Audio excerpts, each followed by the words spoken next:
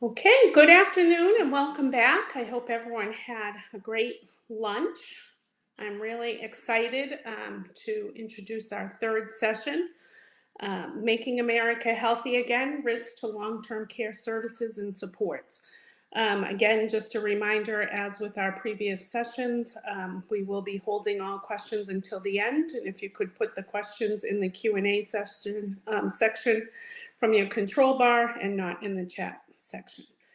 It is now my honor to present our third session speaker. And again, Emily, a former colleague of mine at Point 32 Health, and she's been a supporter of Case Management Society of New England for several years.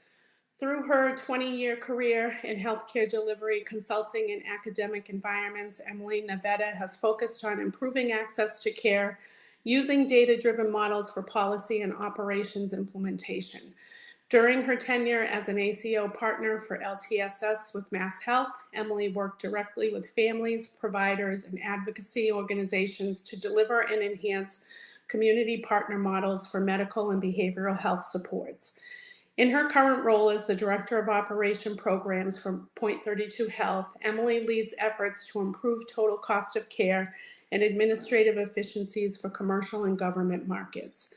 Emily holds a master's degree in public health from the Johns Hopkins Bloomberg School of Public Health and a bachelor's degree from Brandeis University. Emily, please join us. And again, thank you so much for participating in our conference. Many, many thanks, Audrey. It's a pleasure to be here. Audrey and I go way back. In fact, it's thanks to Audrey that I landed at Point 32 Health due to a relationship that I formed with the case managers through the development of the ACO back in the day, for those of you who remember. So it's really a pleasure for me to be here, and I appreciate being included. So thanks to all of you. We've had a rough few years. We're in the midst of a continuing rough few years, but I'm here to be optimistic that there are methods and opportunities for us to continue to support our vulnerable populations and also to prepare for the future so that when ready, sort of in the environment, that we're able to have services available to those families who rely and depend upon us. So with that, we'll get started. Just want to make sure folks can see. Everybody okay? Yes. Okay, great. Thanks so much. Okay. So as shared today in our time together, we will review services provided under long-term services and supports umbrella and home and community-based services.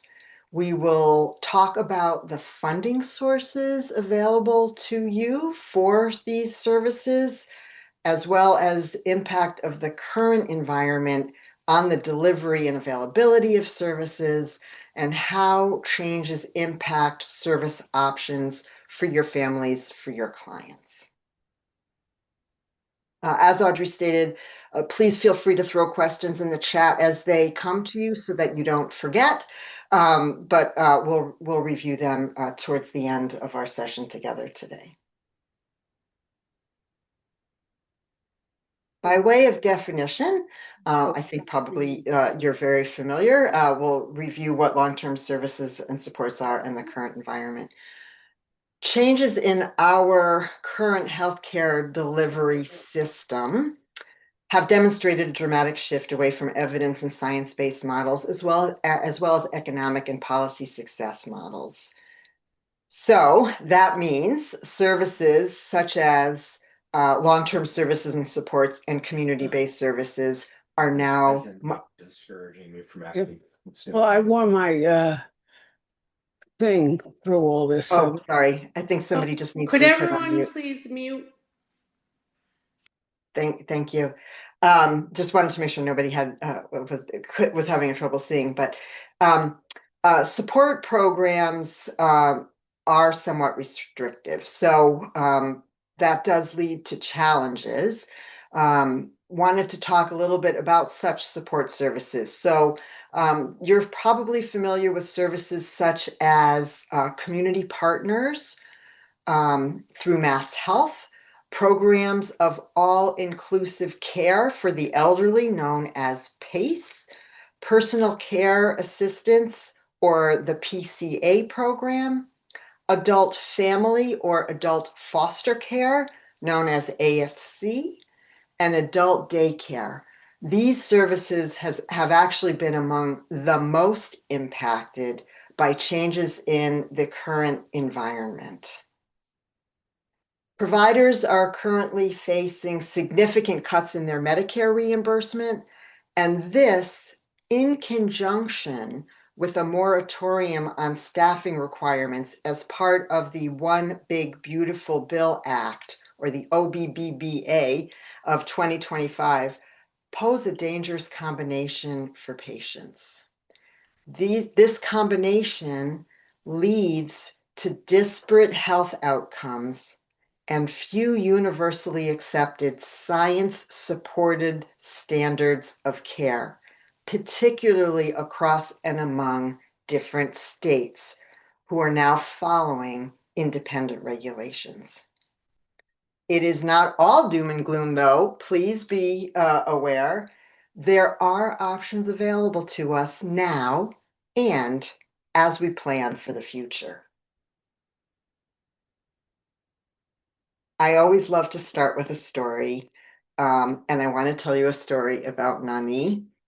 Sadly, Noni is no longer with us, but when I met Noni in 2011, she was a tour de force.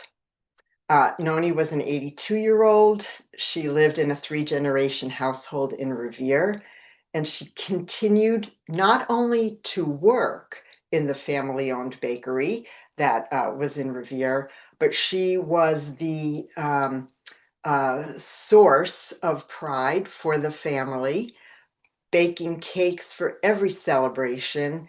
For those of you who know those Italian rum cakes with the cream and the strawberries, right? I mean, I had the pleasure of having a couple of pieces of Noni's cakes over the time that I knew the family, and you know exactly what I'm talking about.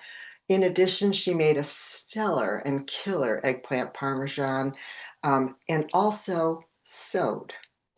And honestly, when I had a young child at home, she crocheted me a blanket for him. So she was a woman of many, many talents and captured the love of her neighborhood and family. In 2011, she was at the bakery when she fell. Her daughter-in-law was right there and called 911. Thankfully, within just a few minutes, she was in good hands at Mass General. Now, I will tell you something that is unique to Noni is that she had family supports in the house. So she was in a unique opportunity to want to, to return to the home and safety of her family. I can also tell you that while she was in the hospital, she was a handful, I think is how we will generously put it. At one point, she was labeled as uncooperative because Noni did not wait for help to do things like get to the bathroom, or on the day she was being discharged, she didn't want to wait for a wheelchair, and she didn't want to wait to have help to pack. She was out the door as soon as she possibly could be. She was also the beneficiary of policy. She was able to benefit from the Community-Based Care Transitions Program of the Affordable Care Act, which enabled her to be home. It enabled her to be the recipient of home care, and it enabled her through Mass General to have almost hospital-level service monitoring at home. So right from day one, there was a hospital bed waiting for her. She had her walker in the home. She had a commode, and she had a team of rehab therapists and home health aides scheduled on their calendar to support the family so that the family could have their rest, but could continue with their business and could continue caring for other family members. Noni was successfully maintained in the home until her death 4 years later, never returned to the hospital. and really remained a very active member of her family through the supports of home and community-based services. This is a success story. None of us would choose to spend our last days institutionalized. And Nani really was able to take advantage of the combination of services and an engaged family. And I will share with you that 3 days before she passed, she made a full-on Easter dinner from soup to nuts. So this is what we can all aspire to. This is a success story. The Affordable Care Act of 2010 did transform patient-centered care. For the first time, patients were at the center of looking at methodologies that worked. This is through a combination of recognition of sort of mind-body outcomes, through a recognition that sometimes lower touch services are more successful and more cost efficient, and the rise of value-based care models. Value-based care models were introduced through the Affordable Care Act through accountable care organizations, the Medicare Shared Savings Program.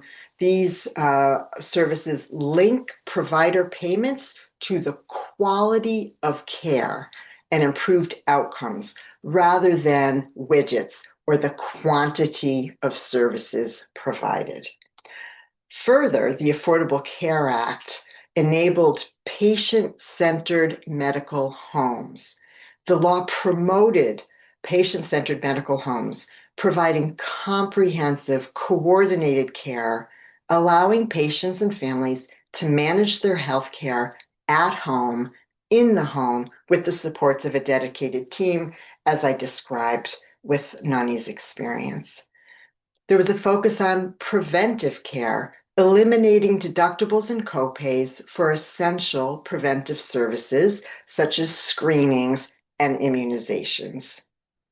It also encouraged care coordination for the first time, incentivizing and reimbursing for care coordination among care partnerships to reduce hospital readmissions and encourage providers to improve follow-up care and coordination with partner specialists, primary care, and community health services.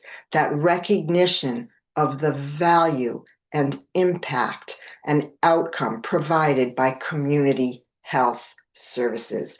I know many of you have been engaged in home health care services, and you know and recognize and see the value of treating somebody in their favorite chair, in their kitchen, with their pantry, the food that they love, surrounded by the people who they love. It is just so critical that we make sure that people get an increased, we talk about the health span, how about a home span for folks to be able to stay at home? In addition, the Affordable Care Act increased access and protections. The Affordable Care Act expanded Medicaid and the insurance marketplace, which means that millions gained access to insurance. And we know access to insurance increases access to care. This included coverage for pre-existing conditions, which had historically priced people out of fair insurance services and products. It also included mental health and substance abuse services on parity, recognizing their impact on physical health. Crucial for patient-centered, comprehensive care delivery for the holistic patient benefit. The Affordable Care Act also improved transparency. The Affordable Care Act required insurance companies to use plain language in their explanation of coverage, their explanation of benefits, and their explanations of payments to describe benefits and coverage. This empowers patients to make informed, personalized decisions about the care that they receive. Together, these reforms shifted the focus toward holistic, accessible, high-quality care, revolving around the patient's specific personal health care needs, goals, and wants.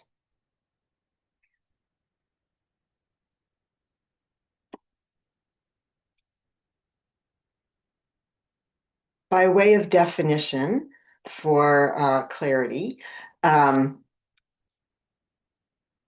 long-term services and supports is the umbrella or broad category of medical and personal care for people with daily living limitations, activities of daily living, or ADLs. So it's the umbrella category of both medical and personal care services for folks with ADL needs.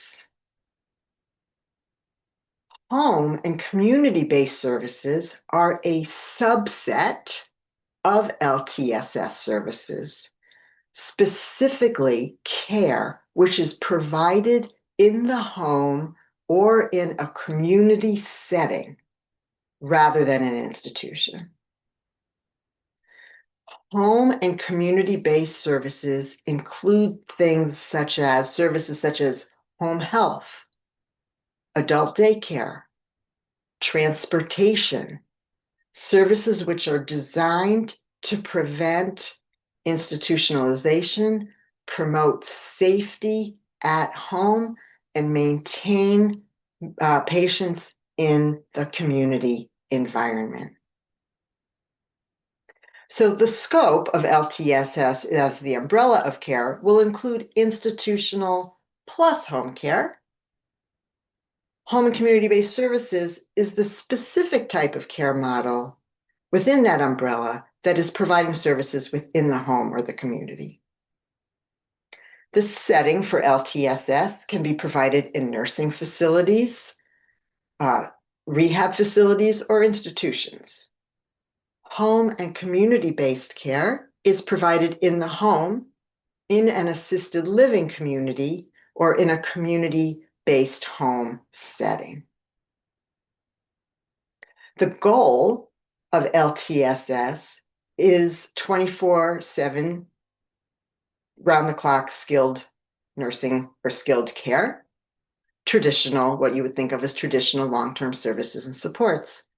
Whereas the goal of home and community-based services is focused on promoting autonomy, independence, and care in the home setting. Here's the rub: cost. In 2023, Medicaid spending for home and community-based services was $145.9 billion. So more services were being delivered by cost in the home in 2023. Institutional services were cost $82.7 billion. So more money is being spent for home and community-based services in 2023 than institutional. However, home and community-based users generally have a lower average expenditure. So what this means is more people were being served through home and community-based services, leading to a larger expenditure, and fewer people were in institutional care. The difference is great. The average home and community-based expenditure is $17,000 a year. The average annual institutional cost is $54,000 per year. That is very significant. Both types of services are designed for individuals with functional limitations, chronic illnesses, or disabilities who need help with activities of daily living, dressing, bathing, you understand. But the cost is so much there's such a differential between institutional and home for those members who get the benefit of being able to stay at home.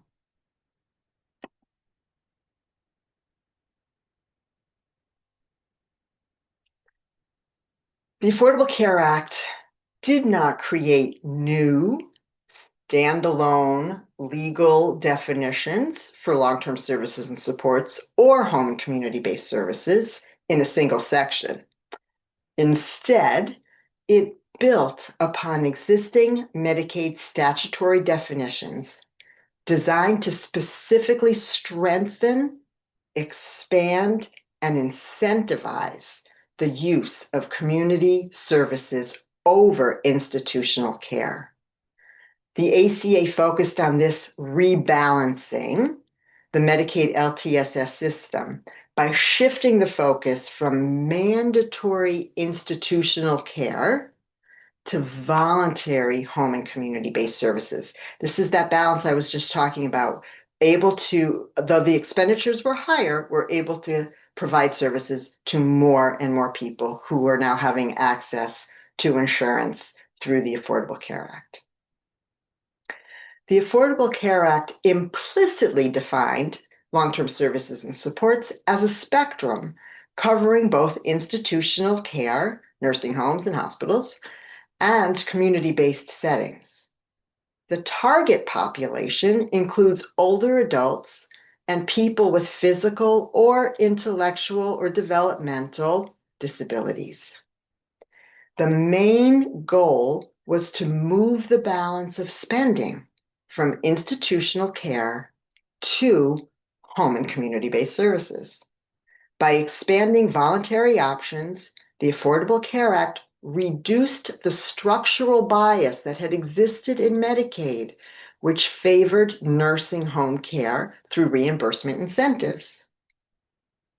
The ACA enabled states to target specific populations, such as those with autism, traumatic brain injuries, etc., for home and community-based services instead of institutionalization, which had historically been the option for those members.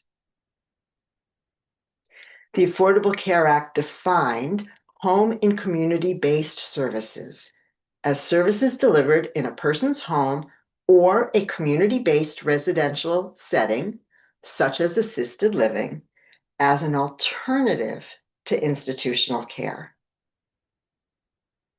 The law specifically expanded this definition and the availability of services through the mechanisms described on this slide as funding sources.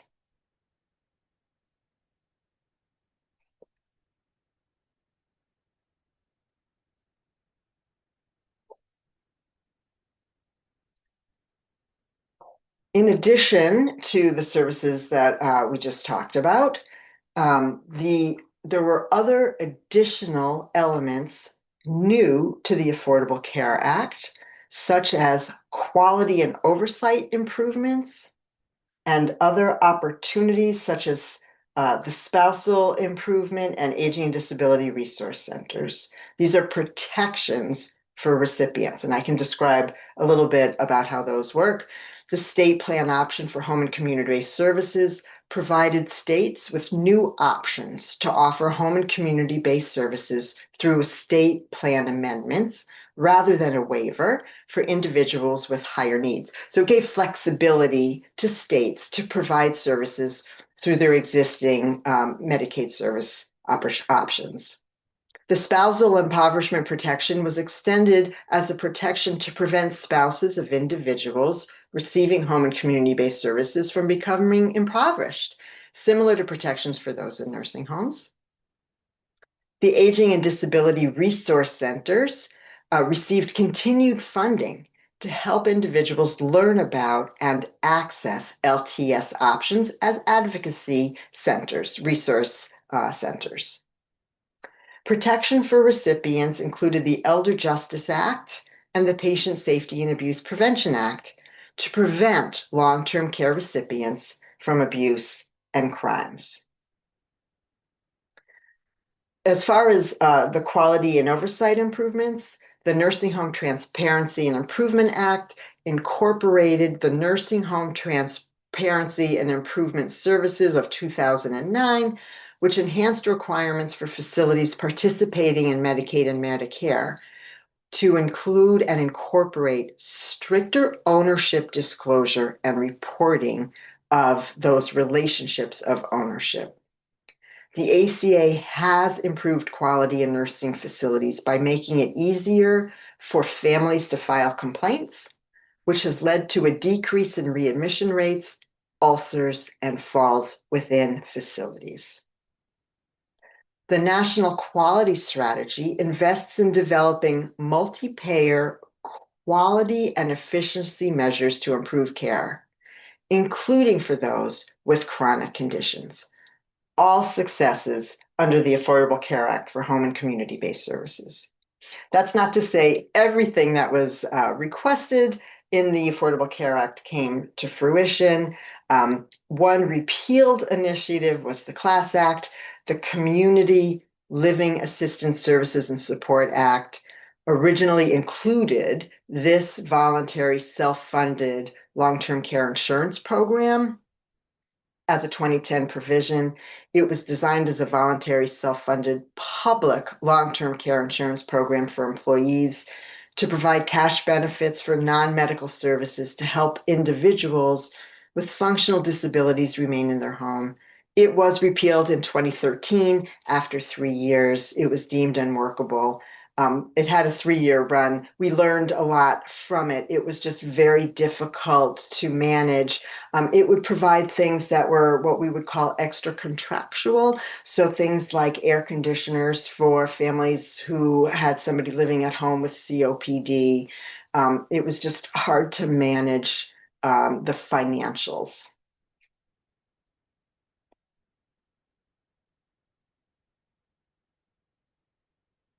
The Affordable Care Act was successful in accelerating this shift from institutional long-term services and supports to home and community-based services. Key successes and findings regarding the Affordable Care Act's impact on long-term services and supports and home and community-based services include this rebalancing of spending.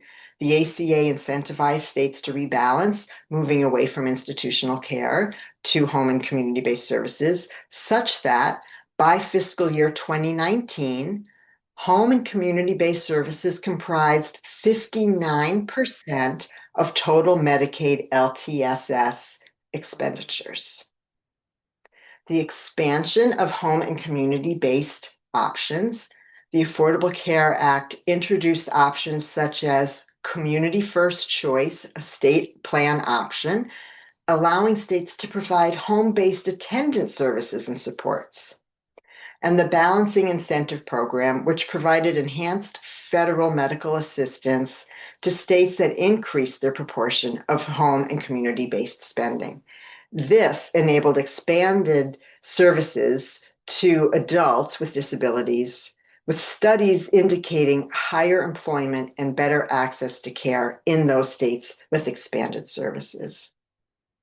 We increased access. As of 2020, 4 million out of 5.6 million Medicaid users of LTSS, or 72%, utilized home and community-based services.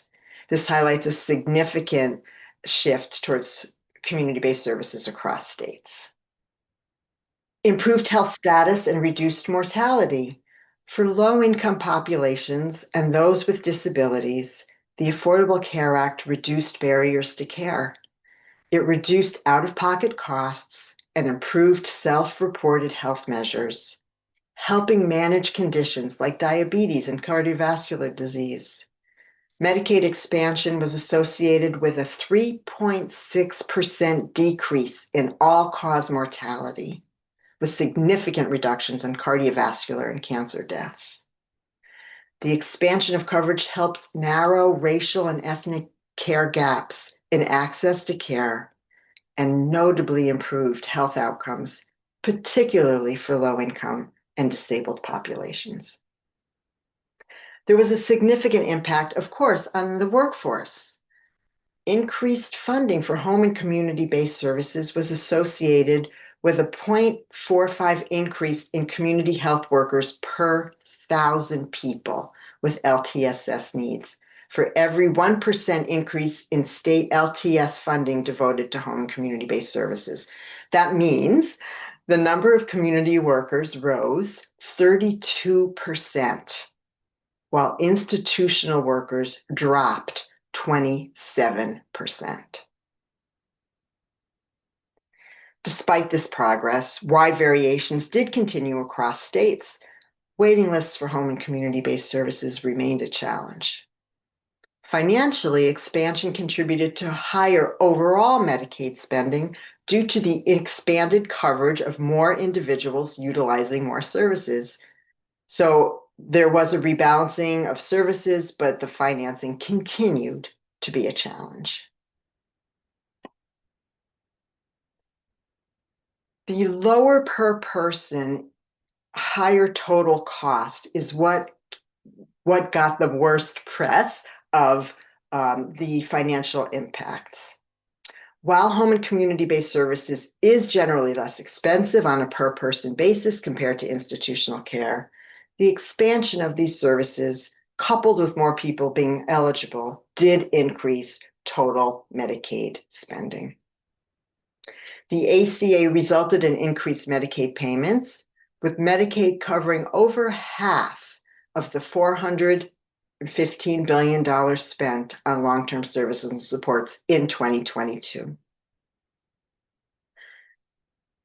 Workforce shortages, despite the shift toward community-based care, persisted and have been exacerbated further by the pandemic. As of January 2024, the most recent data available, employment in LTSS settings remained at 4% below pre-pandemic levels. The impact of the Affordable Care Act and LTSS is highly dependent on state-level adoption of optional programs, leading to significant variations in access and quality in care across the country among different states. But despite these expansions, hundreds of thousands of people remain on wait list for home and community-based services.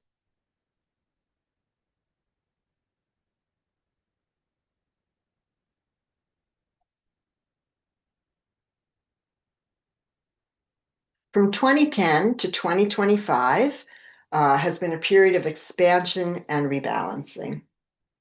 Between the 2010 Affordable Care Act and the enactment of the One Big Beautiful Bill Act in July of 2025, long-term services and supports underwent a significant shift toward home and community-based services rather than institutional care. Following the 2025 One Big Beautiful Bill Act legislation, however, these services face major funding cuts and stricter eligibility requirements. Here's a breakdown for some of what has happened during this period.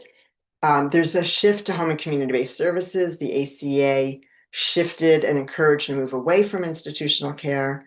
It provided new Medicaid options for states to enhance their LTSS service, and a growing reliance on managed care as states increasingly moved both institutional and community-based service into managed care models.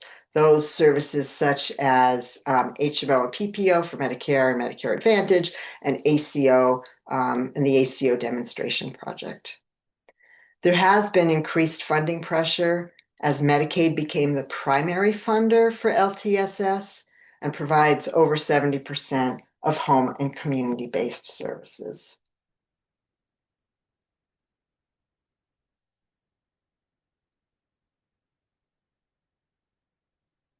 Nationally, the total number of Medicaid LTSS users increased from 9.1 million users in 2022 to 9.7 million users in 2023.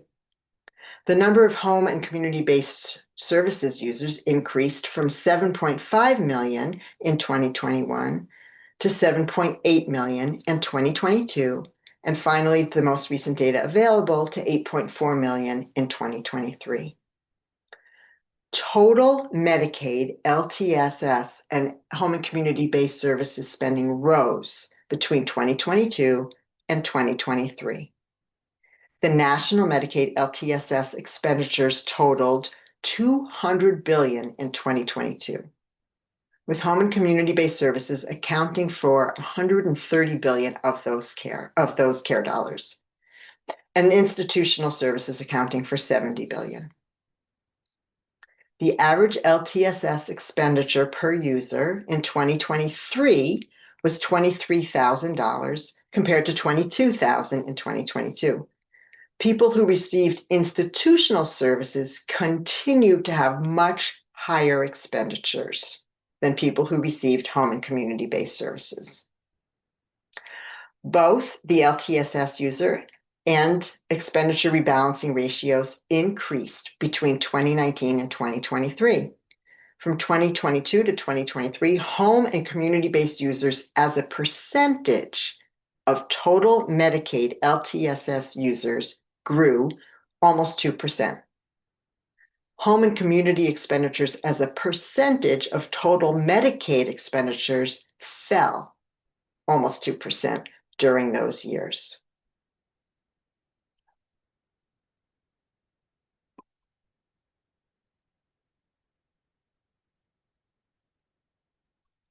Individuals with intellectual developmental disabilities or autism spectrum disorder accounted for 52.5% of home and community-based spending in 2021.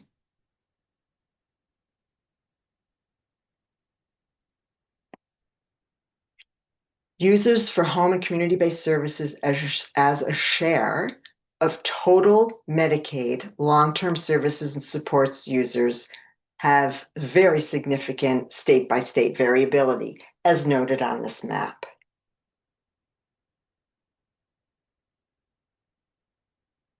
This map represents home and community-based expenditures as a percentage of total Medicaid LTSS dollars.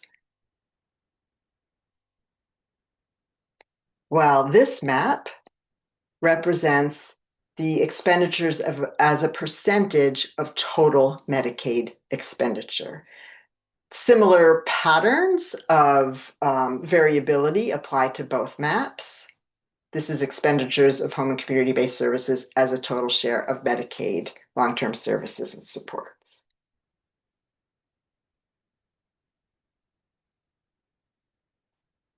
The COVID years.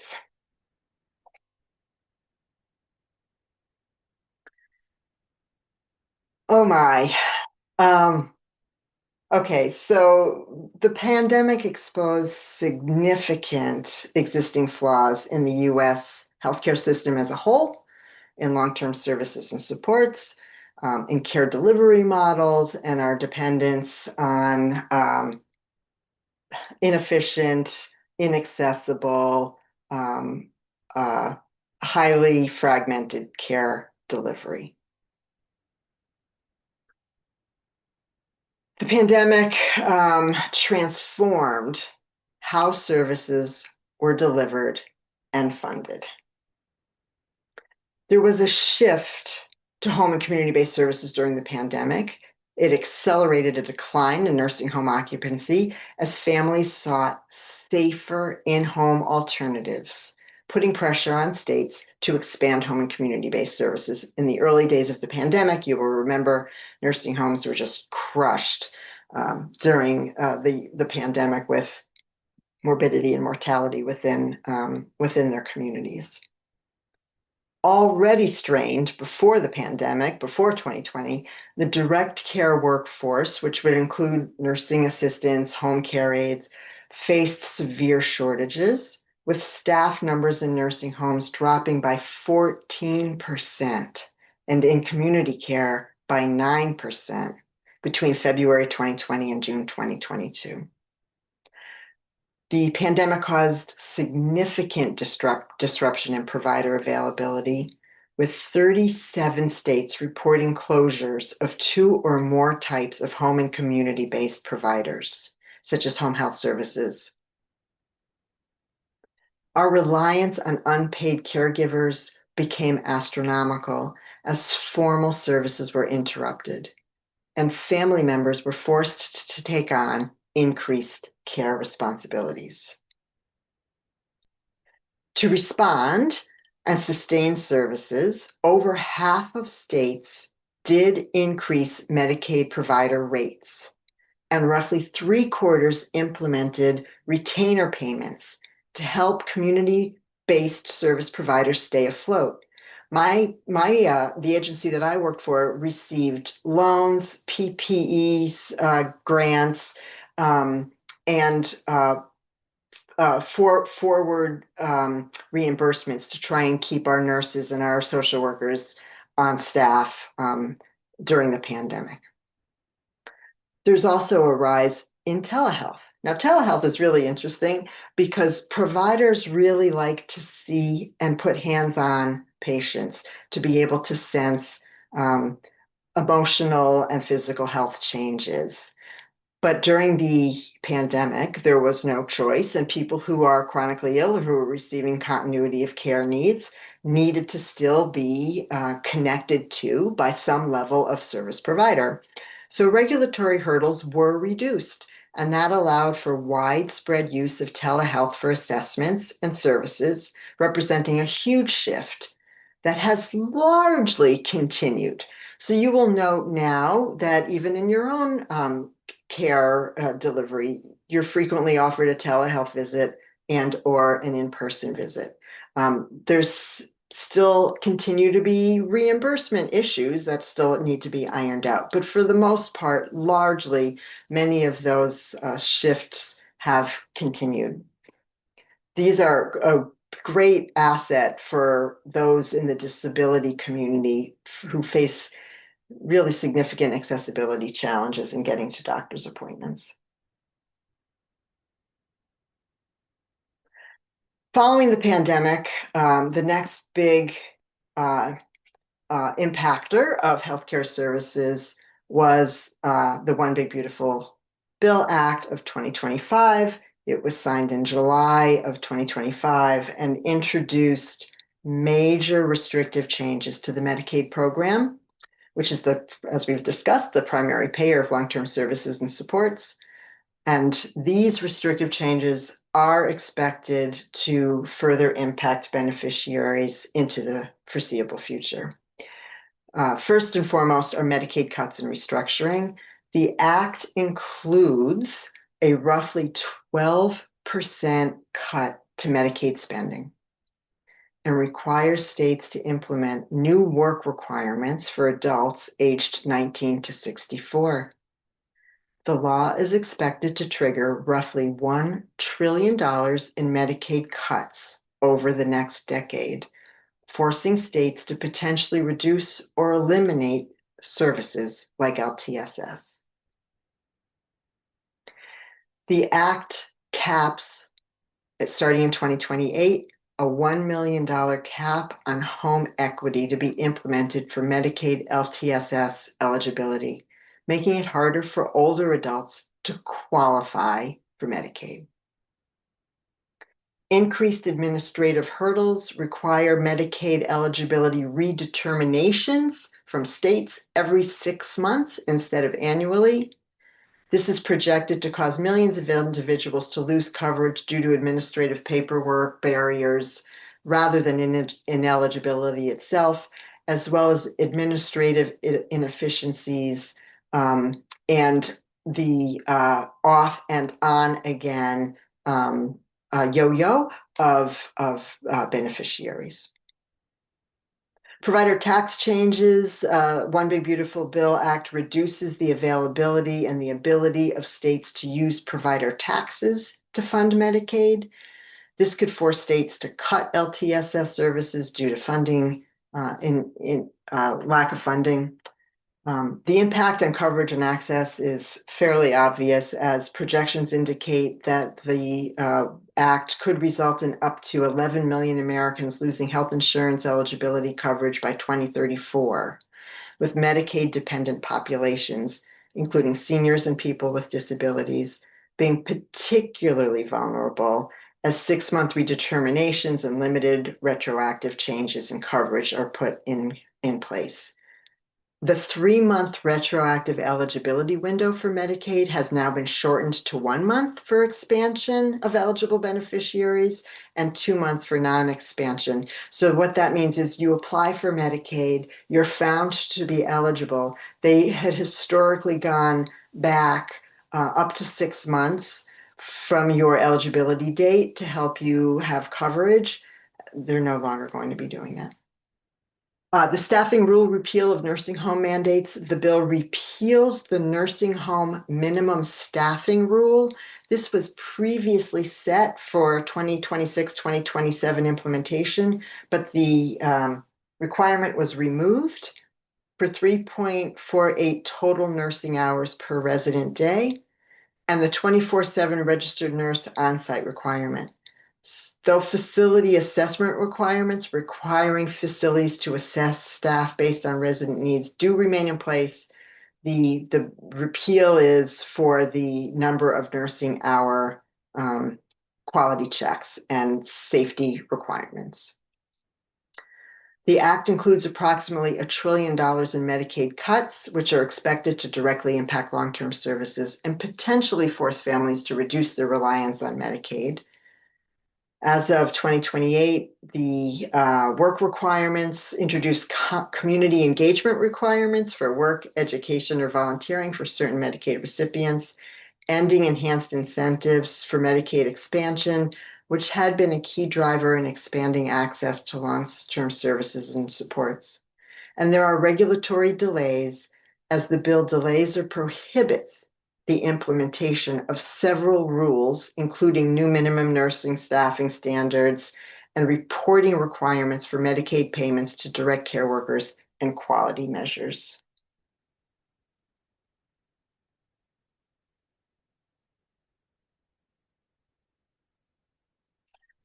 Our current environment, with Medicaid coverage becoming more restrictive, Medicare Advantage plans are becoming increasingly the beneficiary of servicing primary source for long-term services and supports. So a big shift from Medicaid to Medicare.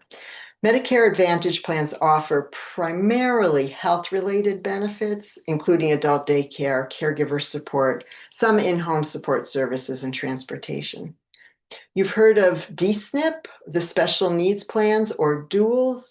These will also increasingly provide tailored care for individuals needing nursing home or home care-based services. Private insurance and financial planning will now become more instrumental as public options face tighter restrictions. Private funding will become necessary for many.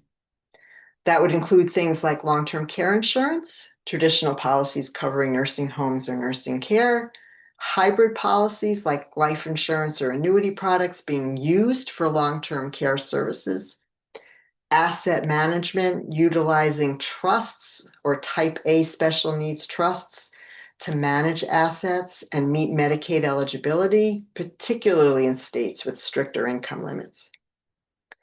State-based alternative programs such as PACE, the Program for All-Inclusive Care for the Elderly. It's a Medicaid, Medicare program that provides comprehensive community-based care to avoid institutionalization. Expanded home and community-based service waivers. Despite funding cuts, some states are utilizing new 1915C style waivers starting in 2028. That allow for home and community-based services without requiring an immediate institutional level of care. State-run programs which utilize Medicaid alternative care programs, offering services and supports for things like respite care, employment training, and equipment to keep individuals at home.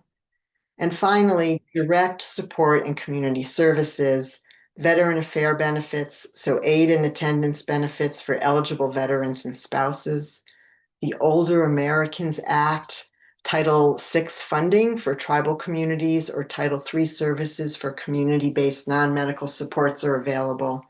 Private pay care, which we discussed already, engaging home care agencies and private duty nursing through private pay.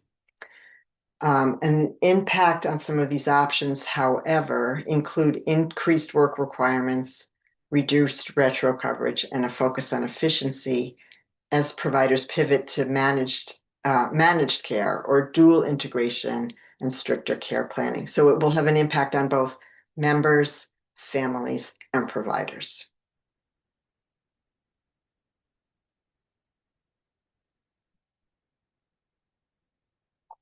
Okay, so that's where we're at. Now let's talk about what we can do about it.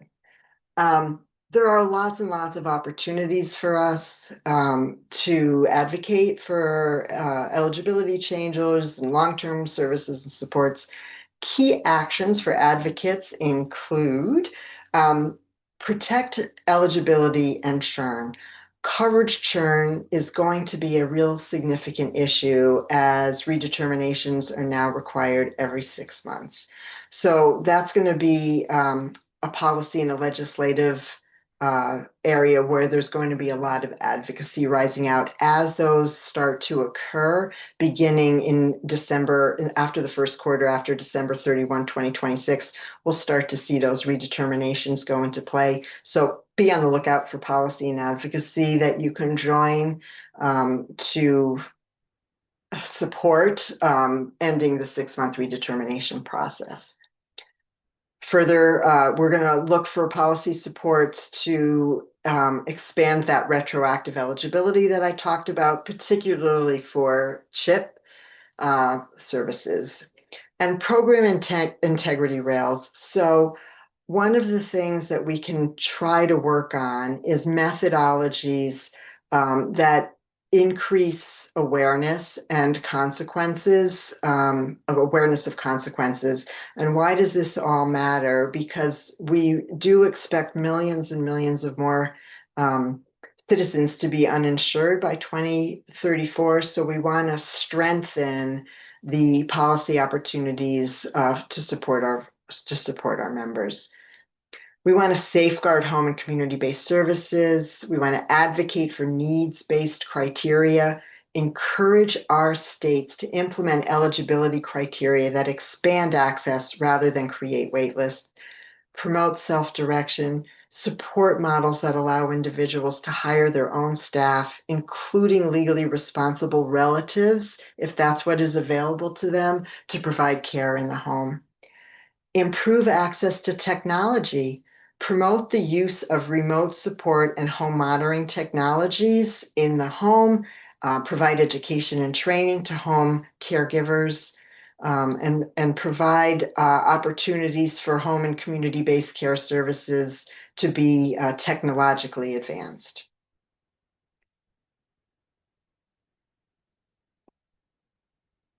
We want to ensure financial and operational stability. So we want to look at policy to implement hardship exemption workflows, help navigate new cost sharing rules and secure exemption.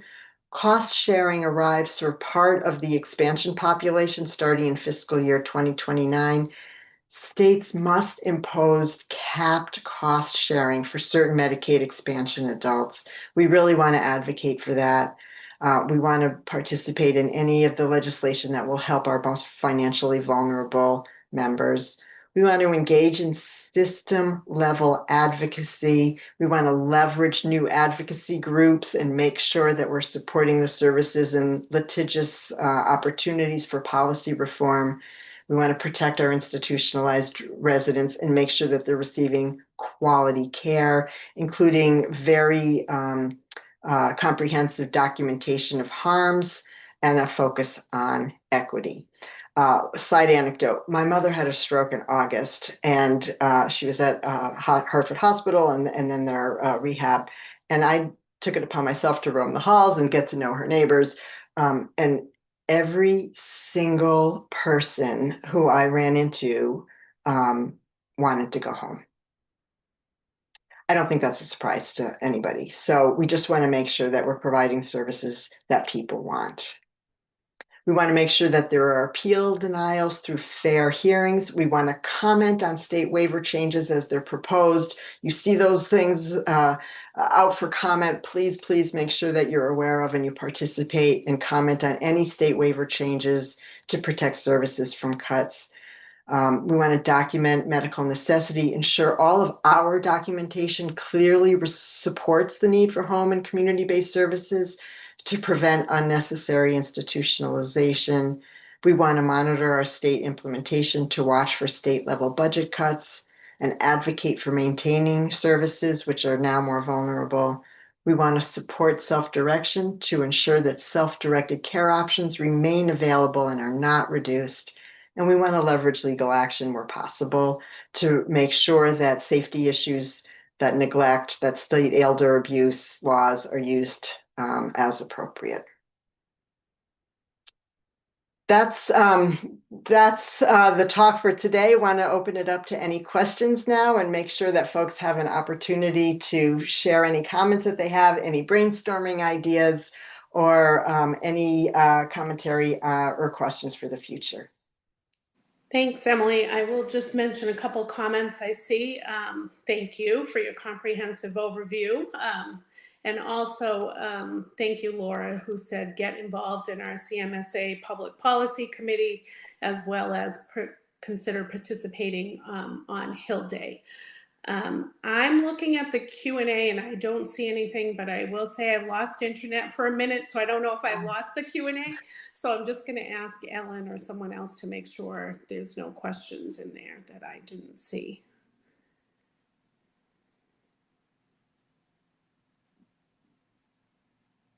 I don't see any. Okay. Okay, great presentation. Again, very comprehensive. So that's great.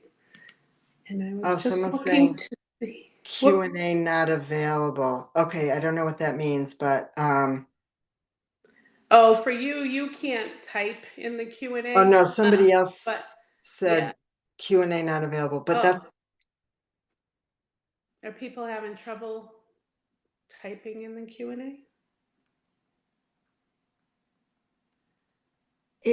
People are saying Audrey, they can't it says type. cannot type, but Yeah. I just typed and it looks like another person typed, so Yeah. Okay. because maybe that individual could try her own someone else is saying laptop it or works. computer. So just Good. like I know we had a question for Dr. Dohan that I'll send him an email after, and if anything comes up, we can certainly get some questions back to Emily as well. But everybody really appreciates all the great information in our challenging healthcare environment right now. So very helpful and timely for sure. There was one question sorry. from Mary McNulty. Oh, yep. The outlook is so overwhelming. Do you have suggestions for small actions just to get started? Absolutely. So well, first of all, the suggestion for being involved in the CMS&E, I think that's a great suggestion. But anything that's near and dear to your heart. So if you're concerned about immigrant healthcare, if you're concerned about elder healthcare, there are opportunities to get involved through community action organizations. Community action organizations are the well point of service availability within the 350 communities within Massachusetts.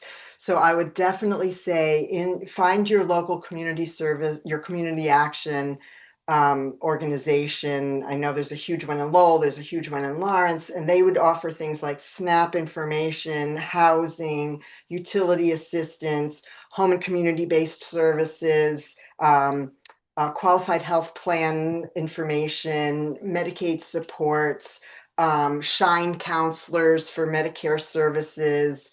That's an excellent place to get started, and I think that's the easiest and best way to find what's available to you in your local community.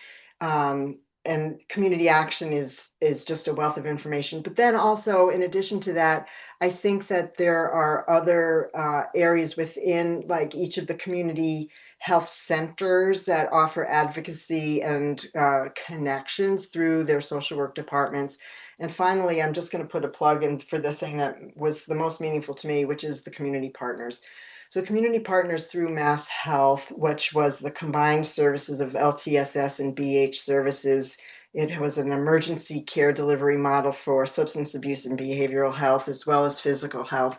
It is coming to essentially an end in June of 2026. And that is crushing and heartbreaking to me on a personal level because it was just so successful in keeping people healthy and in the community. So any advocacy work that you can do along the lines of being connected to Mass Health, I think will get you started. But through Massachusetts, we have things like CHIA, and we have the Mass, Quality Services Advocacy Program. So there's a whole bunch in Massachusetts. If you are local to Massachusetts, a whole lot of opportunities right within Massachusetts for getting in touch with advocacy agencies where you don't have to establish anything. They're already established and you can join whatever area is most meaningful to you. It could be kids, it could be elders, whatever it is. Okay, I will say Laura provided some additional information again. 5 Calls app, it highlights issues every day, legislation up for vote, and helps you connect with your local legislators. So that's good information. And then June did have a question about if there's an immediate waiver that we are facing right now that we need to be concerned about. Yes. So interestingly enough,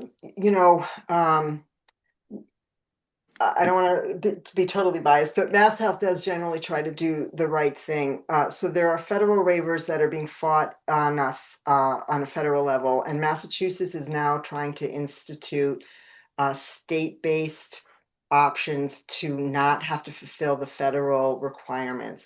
And so you can absolutely, if you go on to any of our state senators, Senator Markey or Senator Warren, they have very comprehensive websites where they talk about healthcare waiver opportunities.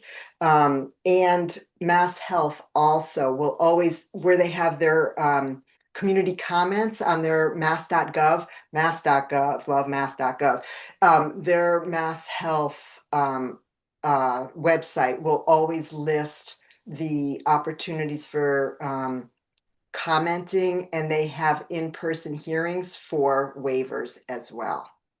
So great, thank you. I'm so excited by these questions because people are ready to go, and I'm really excited by that.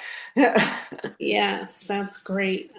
So again, everyone found it very helpful, great information, always a pleasure. Emily, as you know, so can't thank you enough for your session and your presentation in support of the chapter.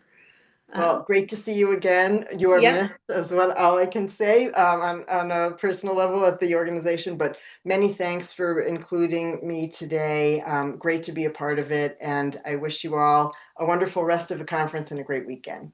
Emily, Thank Audrey, you. I see 2 more things in the Q&A Oh, sorry. I think she... before we let Emily go. Are you set with them, Audrey? She's still there. Yep. I'm not seeing them. Can you read them? Of course. Someone asked, did you say there was an impending waiver to remove the 3-night overnight stays in a hospital to access SNF care? Yes, so it is under discussion. That was one of the cost savings things that they identified would be to say that that could be removed. It was discussed on a pilot level. Frankly, I'm not sure where we stand today, but I know it was discussed as a pilot. I apologize. I can't speak to where its current status is, but I'm sure we could find out for you. Or you could Google it, quite frankly. But I think that would be Massachusetts specific. That waiver would be state specific. Great, thank you. And we have one I more do from... see one more now. I see it. You see it? Okay. If you're aware of resources in other states, this particular question is Maine, but we do have representation for all of Maine you. also has a significant rural health. Rural health is the big waiver discussion in Maine, and I'm not as familiar with what the landscape is currently, but I know like in preparation prior to the One Big Beautiful Bill Act, there was a lot of work and concern about rural health because rural health is really decimated through the One Big Beautiful Bill Act. And so I know that there was a lot of activism related prior to the act. And I didn't follow what happened in terms of where the act landed and that impact for Maine, because I think that Maine was part of a few of the states who had direct negotiations with the One Big Beautiful Bill Act to have sort of particular Maine and a couple other rural states were able to successfully negotiate so that the bill would be passed. Because if you remember, there was a big fight to get the bill passed. So they sort of were able to cut some side deals with the federal government. And I don't know where Maine landed, but you could absolutely, contact. You also would have access to Community Action in Maine, and they would be able to connect you with resources that were in particular to your local geographic area. Thank you. All right, great information again. I don't see anything else